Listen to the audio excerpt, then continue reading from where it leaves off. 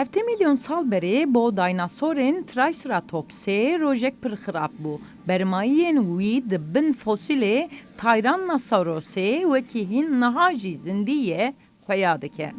We now know dinosaurs to be very lively. ام نهاد دزانن کو دیناسور آجرین گلک چلنگ بون زوم زند بون ام دزانن کو تیرج دیناسوران چه بونه گلک دیناسورن کو هند موزخانه دا دیبینن نایوه واته کو او بهفر دجیان لدنه بو دیناسوران گلک جنگه جدا وکوین ایروج هبون پیشنگه ها دما کرد دربار جیانا آنتیک و سقاوه جنگه و ارناسیا ویدایه کود زیدتری 3.7 milyar sağlandı hatiye damezrandın. Fosila dareki tropikaliya kula herema arktik hatiye ditin nişandede ku ev heremeki tropikal buye.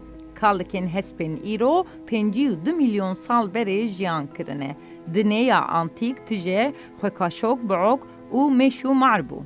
ام جویرا دست نشان دکن و درفتکی ددن که هون بخوا واته تشتکی 55 میلیون سال بری بیک هاتیه کشف بکن. او اف جمره لسر تشتین که آنها ام دجین پر تشتان دبیجه. جبر که اف نتنی چی روکه کی پاشا روژه اف چی روکا میا نهایه.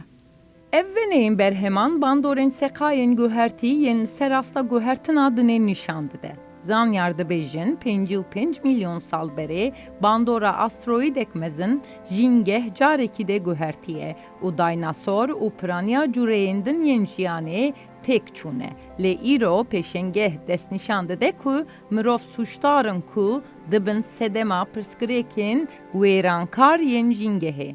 It's a scientific fact. اف راستیک زانیاریه و دلیل نوی هنه گو باندورک میا به همپال سر ویدنه هیا اف د بیوانه ده درجه ده به همپایه و هر وسا کو تنه یک جوره ده به صدما تواهی آوان گو هرتنان جی به همپایه There's lots of very specific things you can gelek tişt hene ku hûn dikarin bû kêmkirina baştir kirina bandorên guhertina seqayê bikin û parastina cûreyên jiyanê û jîngehê bikin.